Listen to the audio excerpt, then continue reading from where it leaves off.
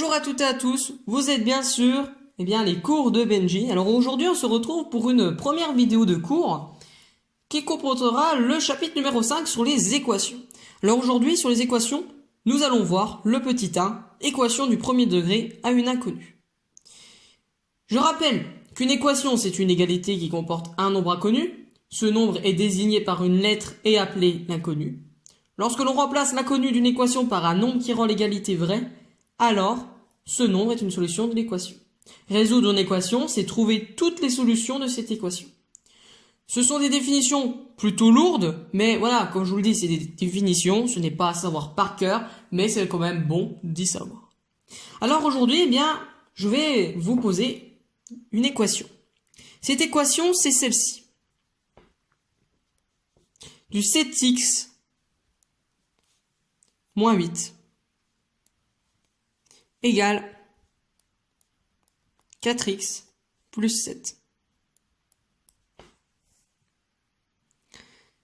Tout d'abord, comment il faut se dégoupiller au début. Il faut voir les nombres de x. Ici, vous avez 7x et ici, vous avez 4x. Vous en avez deux. Ce que vous allez faire, c'est annuler 7x. Je vous explique. Ici, vous avez toujours 7x moins 8. Et là, ce que vous allez faire, c'est qu'on va faire une soustraction avec 4x. Donc, en fait, on met l'opposé de 4x. Et là, c'est toujours égal à 4x plus 7 moins 4x. Ce qui fait que ici, il ne vous reste que 7. Pourquoi? 4x moins 4x, ça fait 0x, donc ça c'est nul. Et ici, vous avez 7x moins 4x. 7x moins 4x, ça fait 3x. Donc vous avez du 3x moins 8. Et bien là, vous vous retrouvez encore avec une solution d'équation.